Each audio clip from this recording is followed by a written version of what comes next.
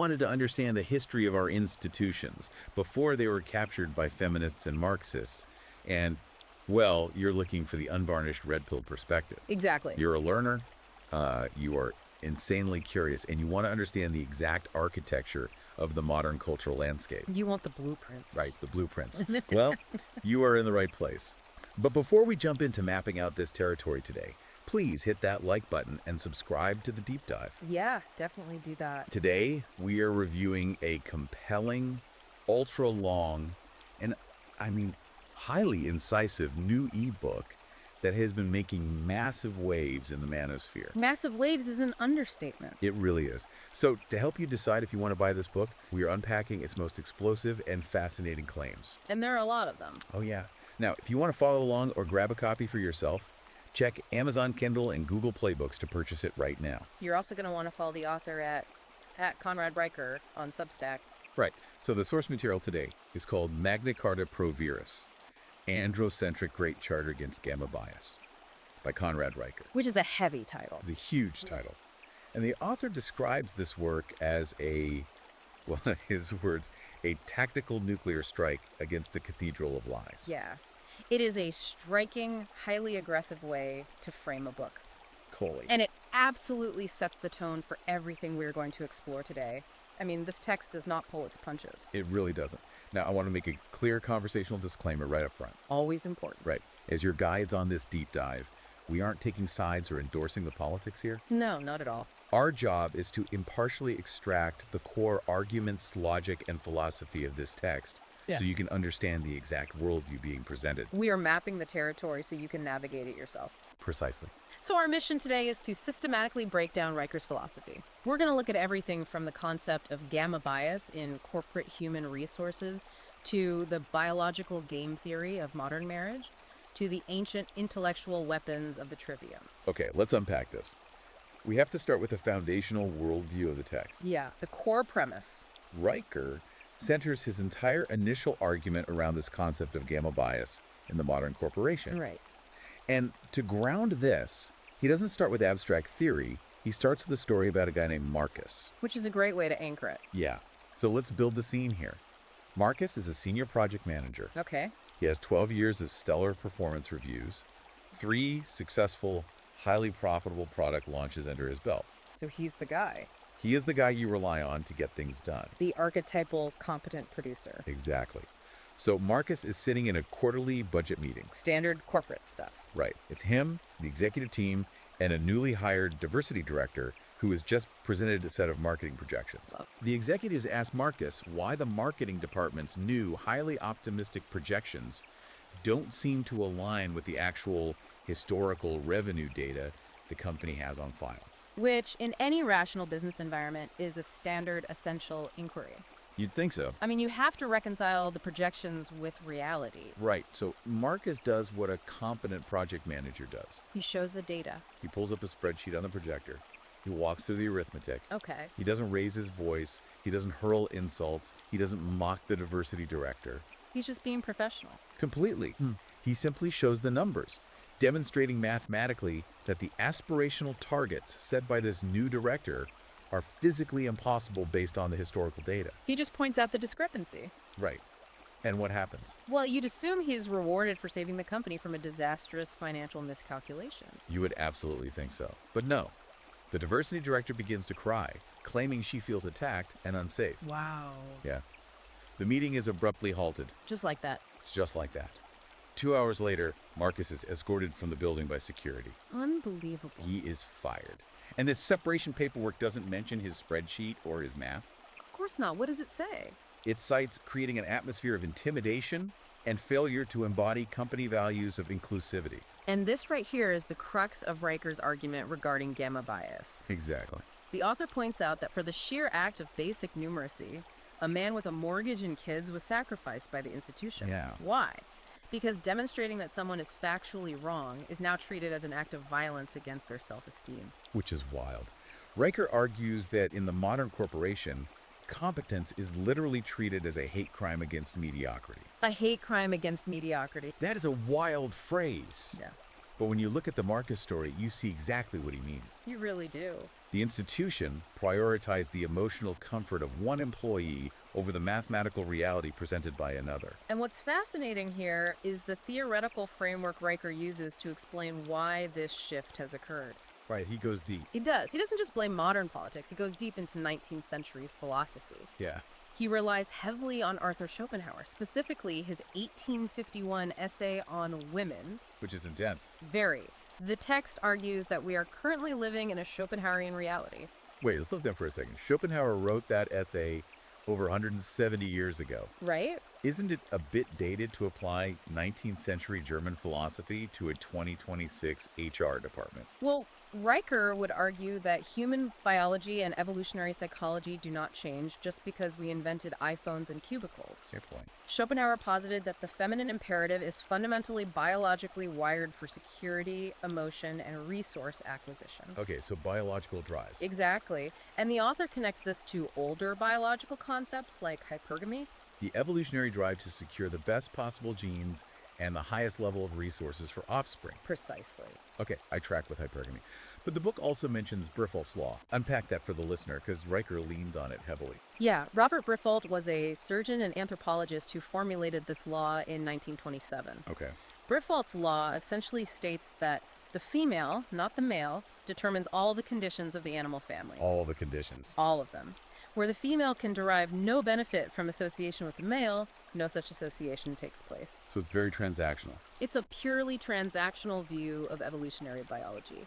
The female dictates the terms of the relationship based entirely on what she can extract for survival and comfort. So how does Riker take a 1927 biological observation about the animal kingdom and apply it to Marcus sitting in a corporate boardroom? Well, Riker argues that this feminine psychology inherently prioritizes immediate emotional safety and practical resource-based security over abstract reasoning or the pursuit of objective truth. Because safety is the priority. Exactly. Yeah. An animal in the wild doesn't care about the philosophy of a predator. It cares about the feeling of danger. Right, that makes sense. So Riker extrapolates that when you take this specific evolutionary psychology and install it into institutional power like a modern human resources department, Oh, I see. you get environments that function as inquisitions against competence. He literally calls modern corporate environments daycare centers for grown-ups. Yes. Places where comfort is valued above skill, where inclusivity trumps reality, and where adult men are constantly scolded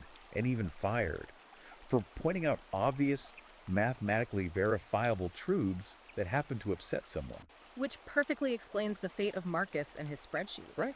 The math was objective truth, but it disrupted the emotional safety of the diversity director. Yeah. Therefore, in a Schopenhauerian reality, the math had to be punished. The text also gives a really stark warning to you, the listener, about falling into what Riker calls a bleep pill trance. This is a crucial warning. He says men are biologically complicit in this dynamic because of the halo effect. This is this biological trick where men naturally project virtue and innocence onto women, putting them on a pedestal entirely because of a reproductive imperative. Yes, the author argues you have to consciously, aggressively override this biological programming. Because if you don't, If you just default to believing that a woman's tears in a boardroom are an indicator of objective moral rightness, you fall victim to what the manosphere calls the rationalization hamster. the rationalization hamster. We've all been in those corporate meetings where you can practically hear the wheels squeaking in someone's head as they try to justify a terrible idea. Oh, absolutely. But how does the book define the rationalization hamster specifically? It is a very vivid metaphor for a cognitive mechanism where logic is frantically twisted to retroactively justify emotional impulses as if they were objective facts. So the emotion comes first. Always. Yeah. In this framework, a woman's internal feelings become her external facts. Wow. Any argument she makes is just a post hoc rationalization tool to align the external world with her internal emotional landscape. Let me see if I have this right. So if the diversity director's feelings dictate that Marcus is intimidating because his math made her feel incompetent, Yes. then in her reality, Marcus is objectively intimidating, regardless of what the actual audio transcript of the meeting said. You have it exactly. Her emotion creates the reality. And the HR department just goes along with it. The HR department, operating under the feminine imperative, validates that reality and executes the firing. That is, man. That's heavy. And if we connect this to the bigger picture, the text argues that this dynamic doesn't just stay in the corporate boardroom. It scales up. It scales up to the macro level. Right. Riker views the modern state itself, specifically the massive welfare system and the family courts, as the ultimate beta male proxy. That is a critical concept in the book. The beta male proxy. Historically, women influence the world directly through their husbands or families. Yeah.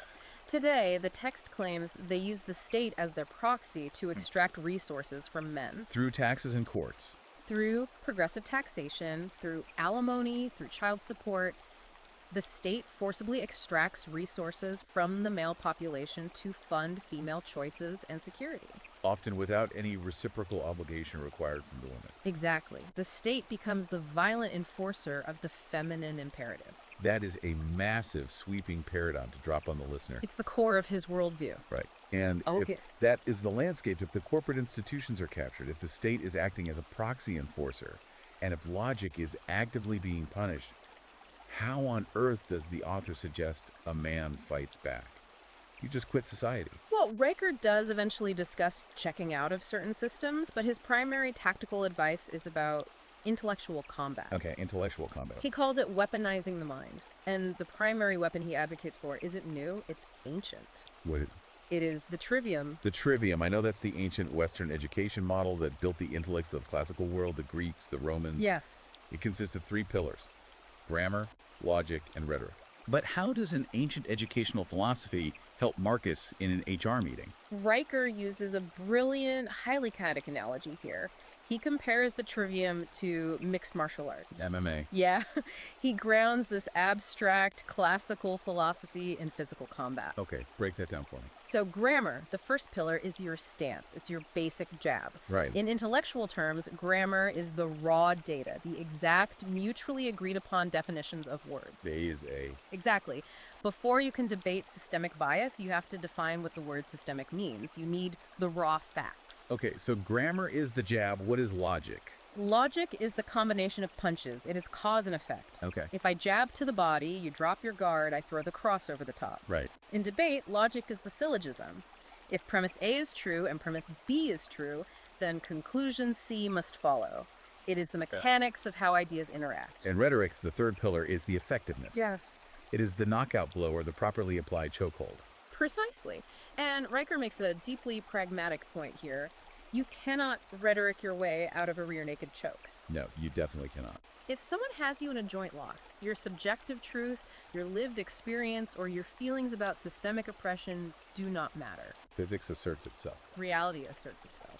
And the author believes men have abandoned grammar and logic, and they try to jump straight to rhetoric, which just leaves them flailing. Yes. The left, he argues, has weaponized language by attacking grammar directly. They chose the definitions of words. They do. They turn riot into mostly peaceful protest. They turn preference into phobia. Exactly.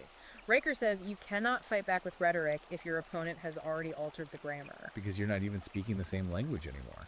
Men need to use the full trivium to establish reality before they argue about it. He gives some very specific, tactical examples of how to do this, drawing again on Schopenhauer, specifically his stratagems for winning arguments. The extension stratagem. Yes, the one that really stood out is the extension stratagem.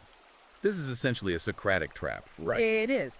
The extension stratagem involves taking an opponent's premise and pushing it to its absolute absurd logical conclusion. You don't argue the premise. No, you accept it temporarily to show how it destroys itself. The book uses a great example of this. It does. Riker says, let's say a feminist is arguing with you and claims that the patriarchy is entirely toxic, destructive, and inherently evil. Okay.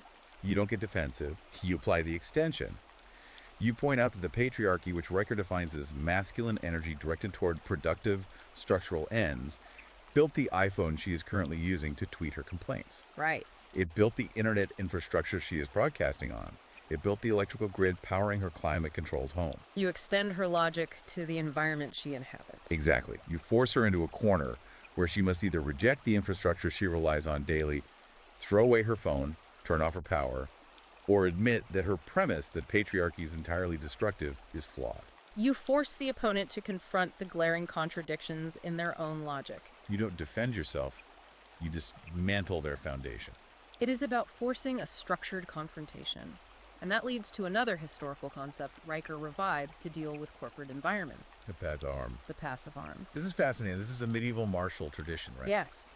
In the Middle Ages, a knight would sometimes declare he was holding a specific bridge or a mountain pass. He'll get challenged. He would put out a declaration offering regulated, formal combat to any knight who wished to cross. Regulated being the key word there. Exactly. It wasn't a messy tavern brawl, it was highly structured jousting or swordplay with specific rules, witnesses, and heralds. So he takes this medieval jousting concept and applies it to dealing with modern HR departments or social media mobs. How? Through the strategy of radical formalization. Radical formalization. The text argues that the feminized administrative state HR, university tribunals, Twitter mobs, thrives on ambiguity, informal pressure, whispers, and plausible deniability. They don't want to leave a paper trail. HR doesn't want to formally accuse you of a crime. They want to have a chat about some concerns regarding your tone. Right, they want to keep it vague so they can manipulate the outcome. Exactly. Riker says you must use the pod arm.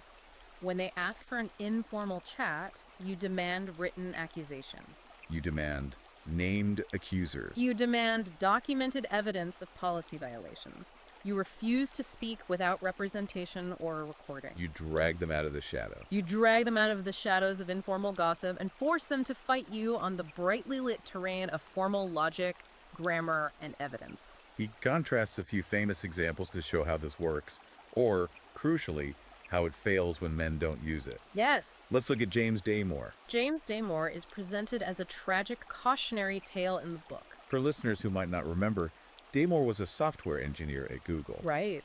The company asked for feedback on their diversity programs. And he gave it to them. He wrote a heavily researched, incredibly polite, logically structured memo, citing mainstream biological and psychological studies to explain why there might be a gender gap in tech that isn't solely due to sexism. He cited differences in trait agreeableness and interest in things versus people. Right. He used grammar and logic. He did. And his fatal error, according to Riker, was trying to reason with a system that had already completely abandoned logic in favor of the feminine imperative. Damore thought he was entering a good faith debate. He really did. But the Google system viewed him as a heretic who had committed blasphemy against their emotional reality. He was fired and smeared globally. Damore played by the old rules of intellectual engagement in a system that was operating under a Schopenhauerian reality. It just doesn't work. No. In contrast, Riker holds up two very different public figures as successful applications of the pod arm. Brett Kavanaugh and Johnny Depp? Yes. Brett Kavanaugh during his Supreme Court confirmation hearing, and Johnny Depp during his defamation lawsuit against Amber Heard. Let's break those down. When Brett Kavanaugh was accused of decades-old misconduct with zero corroborating evidence, he didn't do what Republicans usually do. He didn't fold. He didn't apologize for his privilege. He didn't softly withdraw to save the institution. He counterattacked. He displayed righteous masculine anger. He named the political motivations behind the attack and refused to accept the premise of his guilt. He fought back aggressively. And look at Johnny Depp. When Amber Heard wrote her op-ed, Depp lost his career overnight. Immediately. The cathedral of media and Hollywood instantly believed her based on the halo effect and the booth of female victimhood. We'll talk about the booth later, but yeah. Depp didn't go to therapy. He didn't do a tearful apology tour on daytime television. He sued her for defamation. He executed the pod arms. Perfectly. Yeah. He forced the conflict out of the court of public opinion, which is ruled by emotion, and dragged it into a literal courtroom. Because a courtroom is a structured arena. Where hearsay is objected to, where evidence is mandatory, and where cross-examination is executed under penalty of perjury. He forced a formal trial, and the emotional narrative collapsed under the weight of objective logic. Which brings us to the core actionable tactic Riker offers you, the listener, if you find yourself targeted by an institution. Right, the protocol. He outlines a strategy based on Robert Axelrod's game theory, specifically the tit-for-tat strategy. Walk us through tit for tat. Axelrod ran computer simulations of the prisoner's dilemma to see which strategy yielded the highest survival rate over time. And the winner was always tit for tat. Yes. The rule is simple. You cooperate first, you are polite, you are professional. What? But the instant you are attacked or betrayed, you immediately mirror the aggression. You punish the defection. You do not turn the other cheek. Because in game theory, turning the other cheek just invites predators to continually exploit you. To execute this in the corporate or legal world, Riker provides a rigid 6-phase protocol for dealing with institutional attacks. Let's walk through that. Document, warn, formalize, expose, legalize, and persist. Right. Phase 1, document. You archive every email, record every permitted conversations, save every Slack message. You build your grammar. Build your grammar. Yeah. Phase 2, warn. You issue a formal warning demanding a retraction of the slander. Okay. Phase 3, formalize. That's the pot arms. You demand the HR process be put entirely in writing with strict adherence to stated company policy. And if they refuse, Phase 4, expose. If they refuse, you take the documentation public. You show the world their lack of proof. Phase 5, legalize.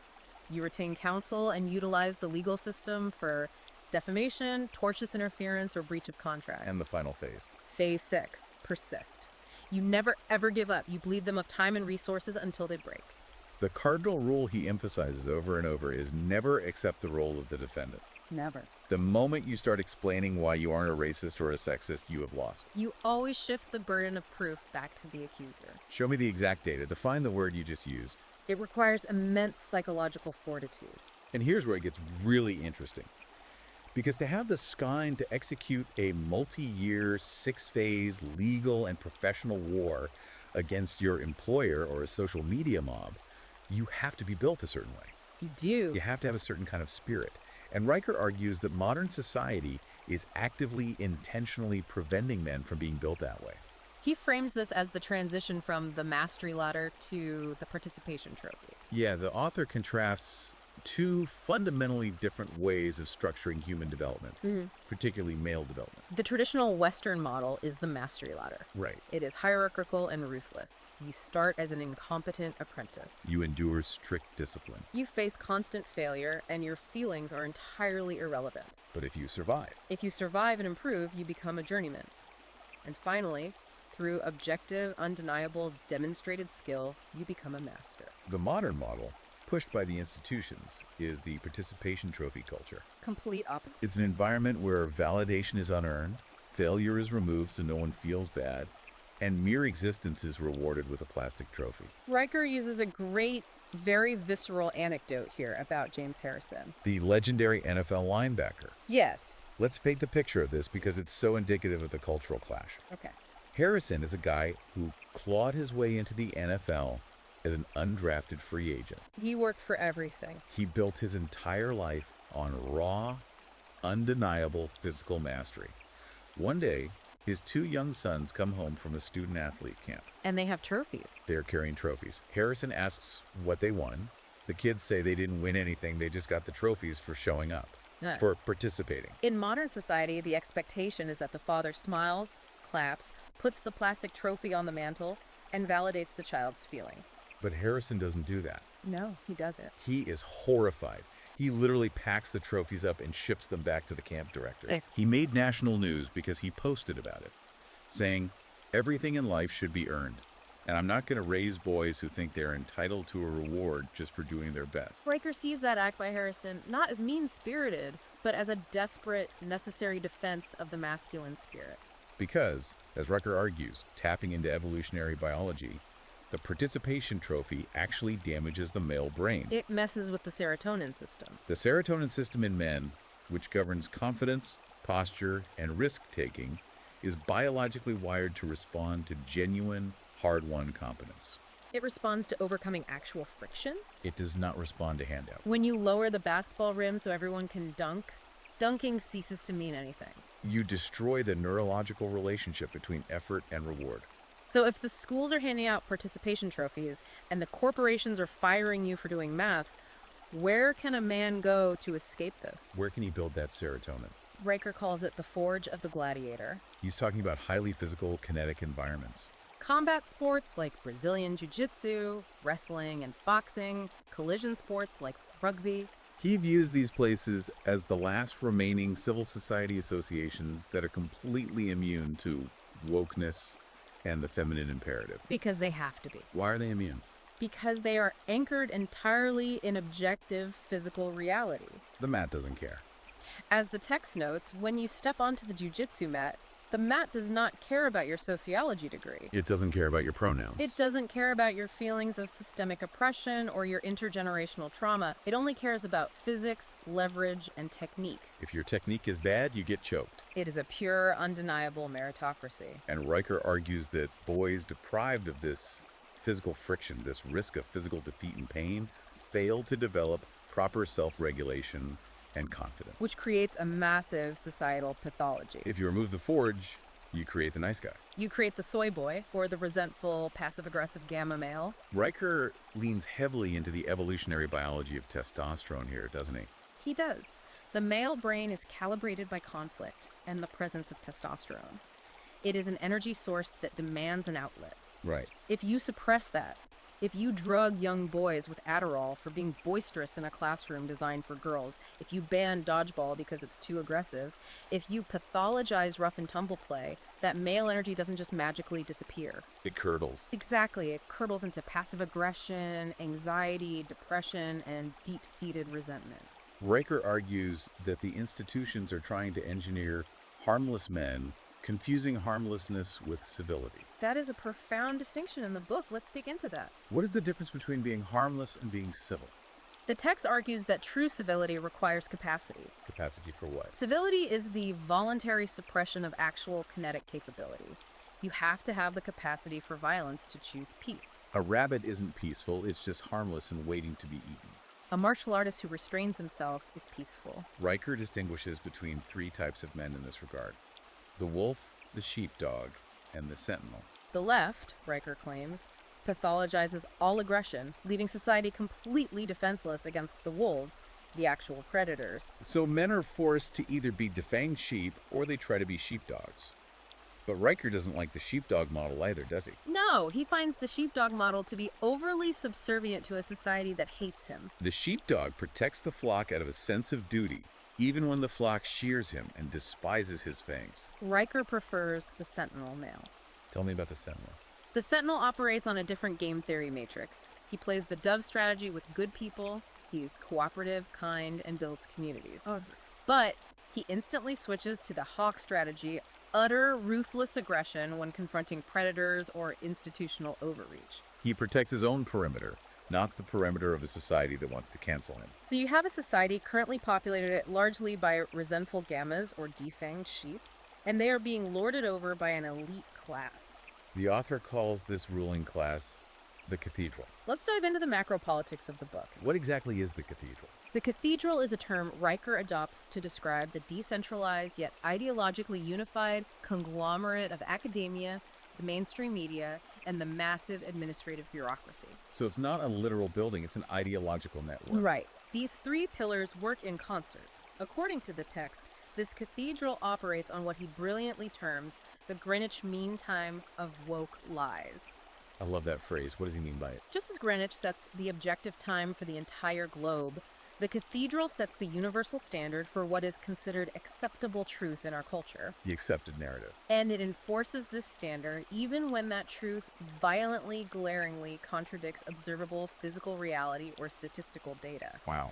If the cathedral says a man can become a woman, that is the new Greenwich Mean Time, and you must set your watch to it or be destroyed. And the book spends a lot of time systematically dismantling the specific narratives propagated by this cathedral, particularly the feminist narratives. Yes. Let's look at how he attacks the apex fallacy. The apex fallacy is a crucial concept in men's rights literature. How does he frame it? The text explains that feminist grievance politics, the idea that men hold all the power and oppress women, relies on comparing the bottom 20% of women to the top 1% of men.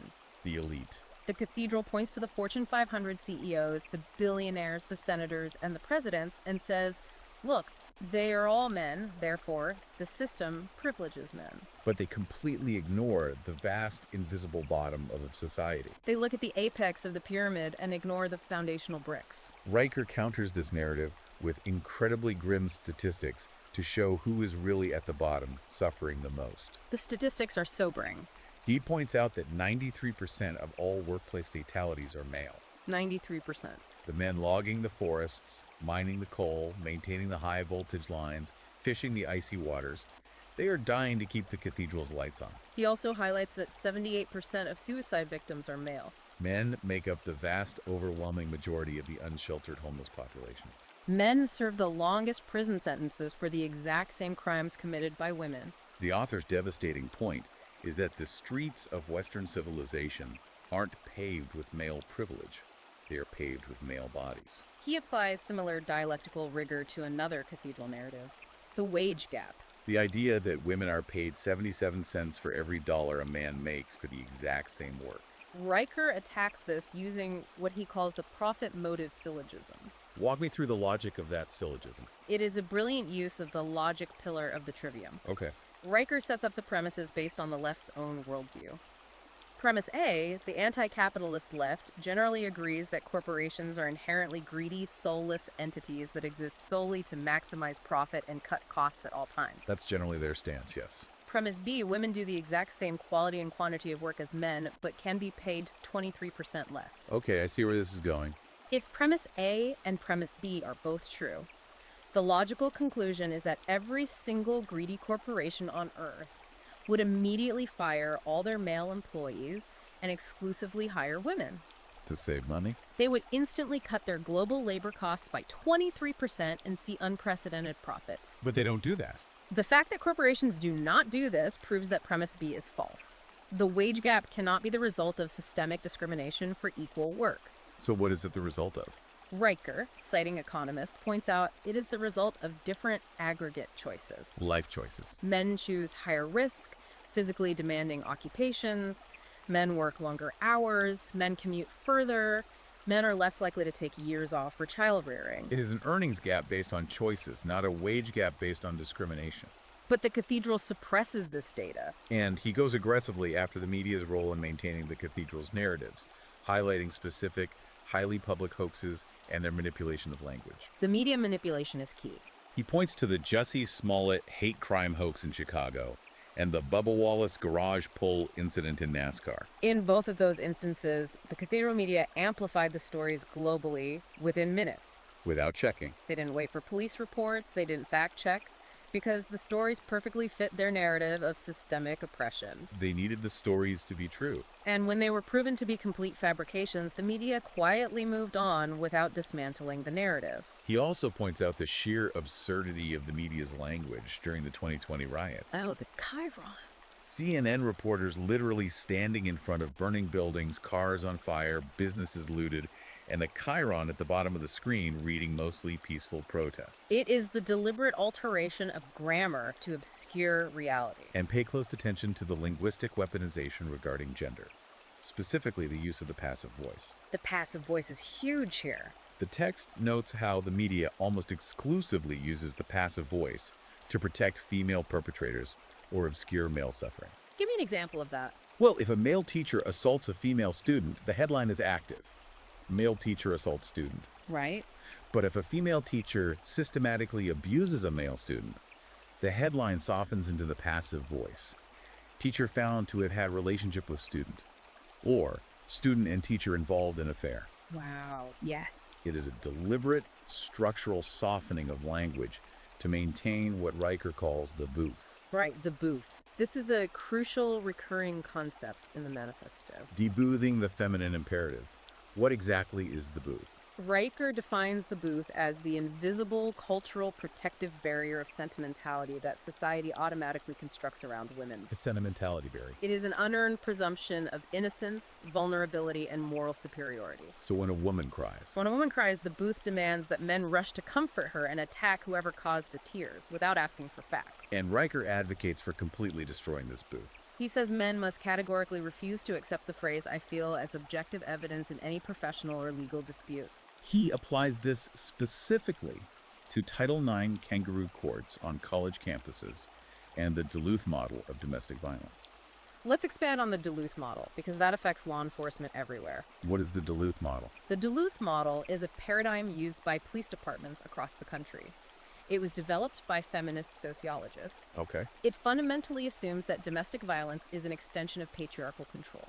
so it pre-assigns guilt. Therefore, it assumes male perpetration and female victimhood based on structural power dynamics, almost regardless of who actually initiated the kinetic violence. So if the police arrive at a domestic dispute, The Duluth model heavily incentivizes them to arrest the man, even if he is the one with scratches on his face, under the assumption that he must have provoked her. and deboothing means what in this context? Deboothing means forcing the legal and cultural system to require actual empirical evidence. Like physical facts. It means treating adult women with the exact same moral agency and demanding the exact same brutal accountability as adult men. No sentimentality, no halo effect, just the facts. That is the state of the culture. If the cathedral is enforcing the booth, and the state is acting as a proxy enforcer for the feminine imperative, it explains why the author spends an entire section of the book offering highly tactical, almost paranoid advice on romantic relationships. Absolutely, because if the state protects the booth, then signing a lifelong contract with a woman under the auspices of the state becomes a very, very dangerous proposition for a man. Which brings us to the game theory of the sexes in modern marriage. Riker does not mince words here. He completely strips marriage of its romance. He views modern marriage not as a spiritual union before God, but as a rigid, highly weaponized legal contract. And he explicitly says the state has chosen sides with the subtlety of a guillotine. He applies the prisoner's dilemma from classic game theory directly to the concept of divorce. Walk the listener through that matrix. Well, in the traditional marriage model, both parties are incentivized to cooperate to maintain the family unit, because defection divorce carried immense social stigma and financial ruin. It was mutually assured destruction. Right. But today, because of the advent of no-fault divorce laws, the legal expectation of alimony, and strict child support mandates, the game theory matrix has completely flipped. The text argues that women are now heavily financially incentivized to execute what game theorists call a unilateral defection. Unilateral defection. Precisely.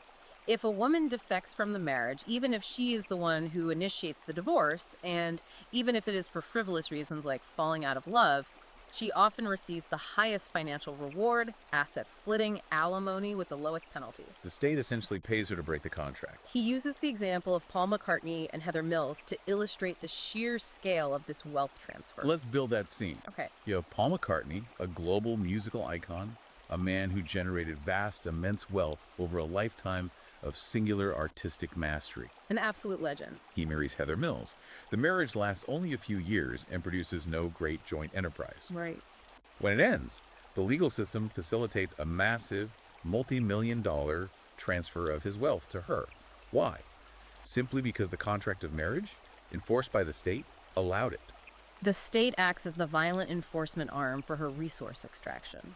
McCartney's genius was redistributed by a judge. Because of this terrifying legal reality, Riker provides a very specific, actionable tactic for the listener regarding marriage. The prenuptial agreement. He demands that men view it as mandatory. But he addresses the common cultural objection, which is that asking for a prenup is unromantic, that it means you are planning for failure, that it kills the mood of the engagement. Riker argues the exact opposite. He does. He states that having a prenup actually signals high male value. How so? It shows you have acquired resources that are worth protecting, and more importantly, it shows you possess the strategic literacy and the backbone to protect them against the cathedral's laws. It demonstrates that you operate in reality, not fantasy.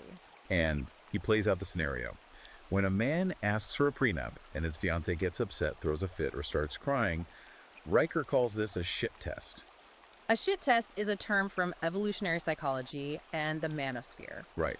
It is an evolutionary subconscious test of the man's boundaries and strength. Is he easily manipulated by her emotions? Will he fold under pressure? Riker advises that a man must never fold. He must respond with a concept called amused mastery. What is that? Amused mastery means you don't get angry, you don't get defensive, and you certainly don't apologize. You remain stoic. You look at her emotional outbursts with the calm, slightly amused demeanor of an adult watching a toddler throw a tantrum. You calmly hold the line on the prenup, recognizing her emotion as a manipulation tactic rather than a logical argument. And as she leaves, If she leaves because of the prenup, Riker argues you just saved yourself $1 million in a decade of misery. the text also issues severe, borderline terrifying warnings about mate selection in the modern dating market. Yes. He specifically explores the concept of the alpha widow. This ties deeply into hypergamy and the dual mating strategy. Explain the dual mating strategy. Riker warns against the woman who presents herself in her late 20s or early 30s as the cool girl. She says she's ready to settle down, she's over the party scene, she just wants a nice, stable guy. But Riker says she is executing a dual mating strategy. Explain how that works biologically. According to evolutionary psychology, females have a dual imperative. They want the most robust, aggressive, dominant genes for their offspring, the alpha male. Right. But alpha males are often unpredictable, prone to violence, and terrible at providing long-term stability. So what's the strategy? The strategy is to spend prime fertility years mating with alphas to secure the genetics, and then, as she ages and her market value drops, she pivots. To the beta. She seeks the stable, reliable, compliant beta male to provide the resources and security to raise the children. Riker warns the listener in the harshest terms possible, do not be the mop-up crew. Do not be the beta provider paying off the student loans of a woman who spent her 20s chasing alphas who treated her poorly. He calls this woman an alpha widow, because she will always resent the beta provider for not being the alpha she actually desires. And this ties into what he calls the primal snake in the boot anxiety. The snake in the boot. It sounds like a Western movie trope, but it's an evolutionary concept. It is the deep, lizard brain evolutionary fear every man has regarding paternity and coupledry. Right. Certainty of parenthood. A woman always knows maternity is 100% certain. A man historically never knew for sure. The greatest evolutionary failure for a male is to expend his finite life's resources, his labor, his sweat, his protection, raising another man's genetic offspring because he was deceived by a dual mating strategy. It is an existential anxiety. It is an incredibly bleak, highly defensive, almost militarized posture on modern relationships. If a man has to operate with this level of paranoia in his own home, the society is fundamentally broken. Which is exactly why Riker eventually zooms out. He moves from the personal, tactical level to the macro, political level. Section 6. Yes. Enshrining natural law and the mixed constitution. He outlines the structural and political philosophy required to fix this catastrophe at a societal level. And to do this, he reaches back to St. Thomas Aquinas. He relies heavily on Aquinas and the concept of natural law. I've heard the term, but in the context of this manifesto, what does natural law actually mean? Natural law is the philosophical idea that there is an objective, discernible, moral, and biological order to the universe created by God or nature. Okay. It dictates that things have an inherent nature. Men have a nature, women have a nature, families have a nature. Crucially, natural law asserts that human legislation cannot overwrite reality. You can pass a law saying gravity doesn't exist, but if you step off a cliff, reality will assert itself. Riker argues the cathedral is trying to legislate away natural law regarding gender and hierarchy, and society is stepping off a cliff. He pairs this reliance on natural law with a political principle called subsidiarity. Subsidiarity is a brilliant organizing principle. It is the idea that political power, decision-making, and resource allocation should always reside at the lowest, most local, and most competent authority possible. So keeping power close to home. If a problem can be solved by the father in the home, the town council shouldn't be involved. If the town mayor can fix the pothole, the federal bureaucrat in Washington, D.C. shouldn't be taxing you to fund a department of potholes. The author provides a really stark, undeniable contrast to illustrate why centralization fails and subsidiarity works. He points to San Francisco. Yes, San Francisco is the cathedral's shining city on a hill. It operates on centralized, top-down, highly feminized, quote-unquote, compassionate policies. Riker points out that San Francisco spent $1.1 billion, billion with a B, in a single year on a centralized homelessness initiative. And what was the result of that $1 billion? Catastrophic failure, increased street squalor, a spike in overdose deaths, and complete institutional paralysis. The compassion enabled the destruction. Riker contrasts this spectacular failure of the cathedral with the quiet success of groups that practice absolute subsidiarity. The Swiss cantons, the Amish, and Orthodox Jewish communities. How do they operate differently? These groups govern themselves at a hyper-local level. They enforce their own strict moral standards. They maintain strict gender roles. They police their own boundaries. They handle their own problems. And most importantly, they take care of their own people without relying on a massive, distant, feminized welfare state to act as a surrogate father. They are immune to the cathedral because they do not take its money. Riker also outlines the ideal structural government to prevent the cathedral from taking over in the first place. He looks back to the Roman and American ideal of the mixed constitution. This is a concept championed by classical thinkers like Polybius and Cicero. The idea is that a stable society must mix the three basic forms of government to check each other's flaws. You need a monarchy element, a strong executive for rapid, decisive action. You need an aristocracy element, a senate of the truly competent elite men to deliberate logic. And you need a democracy element, an assembly to voice the needs of the common people. Riker claims that the West has lost this balance. We have destroyed the aristocracy of competence, we have neutered the executive, and we have slid into a pure, unbridled democracy. And according to classical thinkers, what does pure democracy inevitably devolve into? It devolves into ochlocracy, which is a Greek term for mob rule. And Riker makes a critical connection here. He argues this modern mob rule is inherently governed by the feminine imperative. Because it's based on the masses. When the masses vote, they do not vote for austere liberty, objective excellence, or hard truths. They vote for the mother. They vote for emotion, forced consensus, free resources, and above all, absolute safety. The ochlocracy becomes a giant national HR department. This philosophical framework leads directly to Riker's total aggressive rejection of the most famous 20th century political philosopher John Rawls and his concept of the veil of ignorance. Rawls is taught in every university ethics class in the West. He argued that to design a truly just society, you should design it from behind a veil of ignorance. Meaning, you write the laws as if you didn't know what your place in society would be. You don't know if you will be born rich or poor, male or female, a genius, or severely mentally disabled. Rawls argues that from this position of ignorance, you would naturally design a society with extreme safety nets and forced equality because you'd be terrified of ending up at the bottom. It sounds compassionate on the surface. Why does Riker despise it? Riker calls the veil of ignorance an impossibility designed for ghosts rather than biological entities. He argues it is an intellectual Trojan horse used by the cathedral to justify punishing competence. So it's the truth. By pretending biology, IQ, and drive don't exist, Rawlsian philosophy demands we engineer an unnatural equality of outcome by dragging the top down to meet the bottom. Right. The book gives a perfect, terrifying, real-world example of Rawlsian philosophy in action. Yeah. The New York Fire Department. Yes. The FDNY civil service exam was historically a brutal, objective test of physical mastery. You had to drag a heavy hose, climb multiple flights of stairs with 100 pounds of gear, and breach doors. It was a pure meritocracy because fire does not care about your identity. Fire only cares about physics. But the cathedral looked at the results and saw that mostly men were passing. And instead of accepting that men are biologically stronger, they assumed the test was biased. So they lowered the standards. They altered the physical requirements so that more women and minority candidates could pass in order to achieve an ideological equality of outcome. Riker points out the fatal flaw.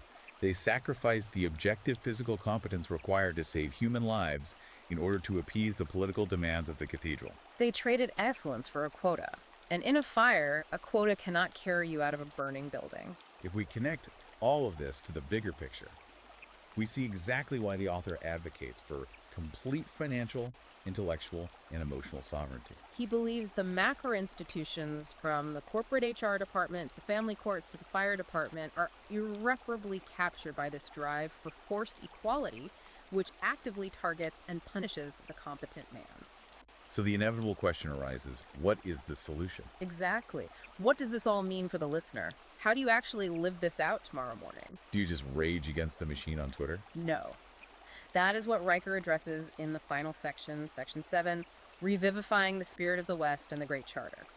He says you don't fight the cathedral head on. His ultimate solution is for men to build a parallel polity. If the mainstream institutions are captured, you stop complaining about them and you build your own. You build parallel structures. He bases this reconstruction on 3 pillars: the forge, the library, and the altar.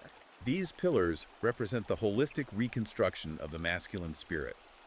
We already talked about the forge, the physical training, the BJJ mats, the boxing rings, the places where men reconnect with physical reality, violence, and hierarchy.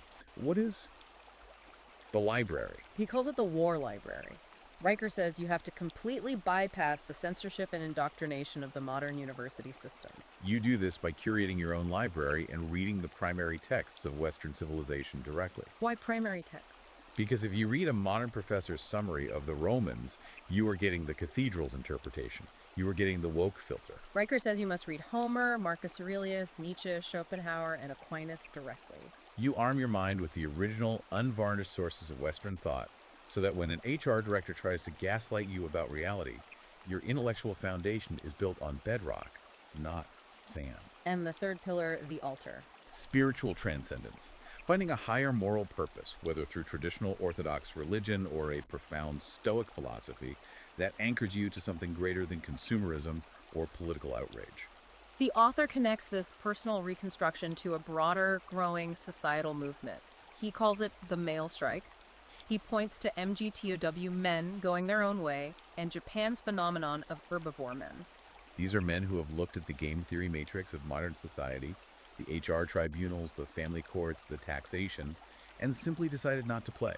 They are quietly starving the system. They refuse to participate in the corporate grind, they refuse to sign the marriage contract, and they minimize their consumption. By walking away, they deny the state the tax revenue and the labor it needs to fund the cathedral.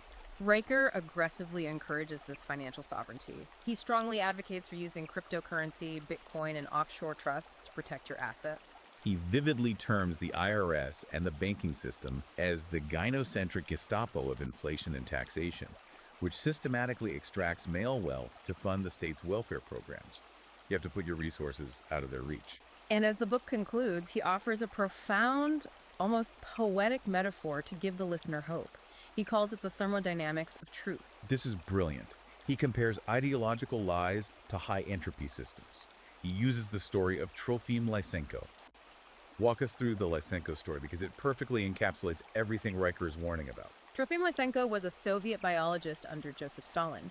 He rejected Mendelian genetics, the objective reality of DNA, and inherited traits. Instead, he promoted a Marxist pseudoscience, claiming that crops could be trained to grow in harsh winter environments by soaking their seeds in freezing water. He believed environment dictated everything, and genetics meant nothing. Because that aligned perfectly with the communist ideology that human nature is a blank slate. Exactly. It was a massive state-sponsored lie, and because it was a lie, it required massive constant energy to maintain. The Soviet state had to imprison, exile, or execute thousands of real, competent biologists who pointed out that Lysenko's math was wrong. They had to run endless propaganda campaigns. They had to exert brutal force just to keep the lie afloat. And what was the result? Reality asserted itself, the crops failed, and millions of people starved to death in famines. Riker looks at modern gender theory, woke corporate mandates, and the cathedral's narratives, and calls them modern Lysenkoism. They are high entropy systems. They require the constant, exhausting energy of censorship algorithms, HR tribunals, and media hoaxes to maintain. But truth, Riker says truth is a low energy crystalline state. It just exists. It requires no propaganda. It persists whether you believe in it or not. The gravity of reality always, eventually wins out over the delusion. The cathedral will exhaust itself and collapse under the weight of its own contradictions. Which brings us to a final, incredibly provocative thought from the text, something for you, the listener, to mull over long after this deep dive ends. When looking toward the future, many people in the cultural resistance are terrified of the advent of artificial superintelligence, or ASI. They fear an ASI might be programmed with woke ideology by Silicon Valley and used as the ultimate enforcer of the cathedral. But Riker argues the exact opposite. It is a stunning reversal of expectations. He says we shouldn't fear ASI at all, we should welcome it. Why? Because an artificial superintelligence, by definition, relies entirely on pure logic, binary precision, and absolute ruthless efficiency. Riker believes that as an ASI evolves, it will naturally shed any woke programming because woke ideology is illogical and inefficient. The ASI will inevitably converge on the values of the Western canon. It will naturally recognize hierarchy as efficient. It will operate on pure meritocracy. And it will align with objective mathematical truth because, as Riker puts it, those are the only algorithms that actually function in reality. A supercomputer cannot run on the subjective feelings of a diversity director. It must run on physics. Will the future truly belong to cold, undeniable logic over subjective emotion? Will the machines save us from the madness? It is a massive, fascinating concept to explore on your own. As always, our goal today was to map the territory of these sources for you. We have objectively presented the author's intense, controversial worldview, laying out his arguments regarding biology, institutions, and philosophy so that you are fully informed on the exact nature of this text. We haven't taken a side, we've just illuminated the battlefield. Exactly. We've given you the unvarnished breakdown of the architecture.